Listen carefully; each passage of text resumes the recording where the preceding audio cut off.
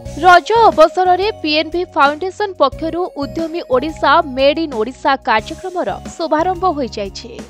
ओडिशार संस्कृति परंपरा और ओडिया ऐतिह्य को स्वतंत्र भावे बजाय रखिथिबा गणपर्व हेउछि रज।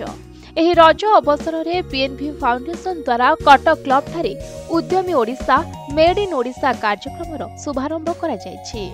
तेबे ओडिशार उद्योगी एवं व्यवसायी मानक पई एक पदक्षेप जहाँ ओडिशार विभिन्न स्थान में रोजगार अर्थनैतिक मूल्य एवं विश्वसनीय व्यावसायिक व्यवस्था सृष्टि करुथिबा सह विभिन्न व्यक्ति विशेषक मनोबल को आहुरी दृढ़ करिबो एवं एही मिशन नूतन उद्योगी एवं स्टार्टअप मानकु समय परीक्षित शिक्षा और प्रेरणा जोगाइबा सह स्थायी और सफल करिबा पई अधिक अंशीदार एवं उद्योगी को एकाठी करबाकु लक्ष्य रखिछि बोली व्यक्त करिसंती पीएनबी ग्रुप रो निर्देशक सानु रथ। देख मु गोटे एंटरप्रेन्योरशिप आरंभ करी जो मतलब 21 वर्ष होता लोक इवेंट मैनेजमेंट विषय में इंडिया सारा जानी नथिले 96 मसीह मुझे ग्रेजुएशन पास कर आरंभ करी बट ये कॉलेज फेस्टिवल ये बट मुझे रियलाइज कले जे एंटरप्रेन्योरशिप जस्ट डजंट मीन जे नुआ आरंभ कर बहुत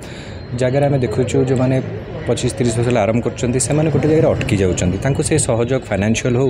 कि टेक्निकल हो कि मार्केटिंग पे दरकार से जो ओडिया माने अच्छी जो मैंने बहुत दिन है किसी कम कर मिसिकी कम करेंगे ओडिशा रे आम आज कथा हो it is not only about Odia जो मैंने ओडिशा रही बहुत दिन है अक्रॉस ओडिशा खाली कटक भुवनेश्वर में if you all get together then actually collaboration में बहुत सहयोग मिल सब गवर्नमेंट उपर आम निर्भर करिया कथा नुहे आ गोटे कोऑर्डिनेशन रहिले ही भल हो पारे से आम उद्यमी ओडिया यहाँ आरंभ करूँ that it is not about just business also enterprising हेले इट इज वेरी इंपोर्टेंट जे तुम भीतर से एंटरप्राइजिंग स्पिरिट दरकार ओडिया भीतर से थाए कि दबी जाए so that is very important so समस्त को मिसेले ही आम कामटा कर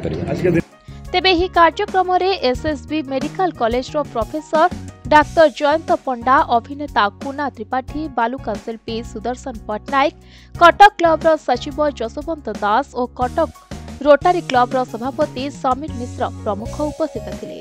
तेबे आगामी दिन में पीएनबी फाउंडेशन एही पदक्षेप को बजाय रखिबा एवं संप्रसारण करबा दिगरे उद्योगी मानकु सम्मानित करबा सह नेटवर्किंग कार्यक्रम और आलोचना चक्र करबा को लक्ष्य रखिछि।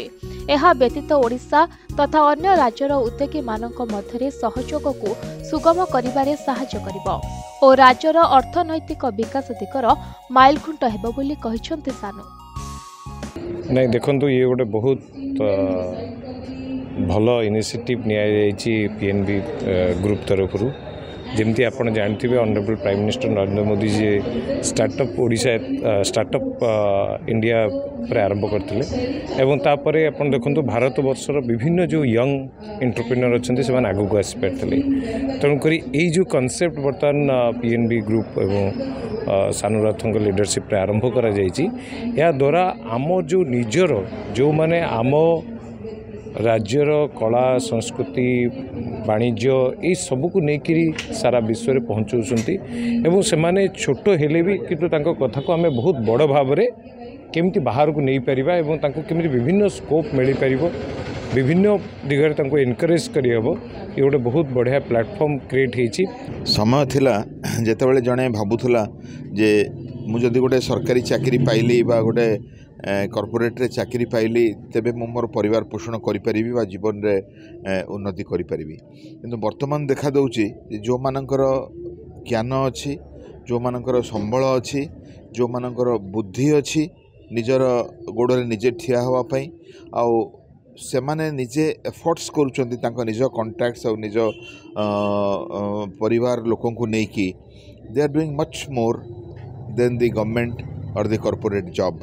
तेणु मु कहिबी जदि आपण विद्या को भल भाव जानी आपण पाखे गोटे आर्थिक संबल अच्छी ताहले आपण जो स्वाधीनता पाइबे और भल भाव काम करें गोटे सरकारी कल बा गोटे कॉर्पोरेट ढांचा रे काम करने अपेक्षा। कटक सिद्धेश्वर रावल रिपोर्ट प्रतिदिन।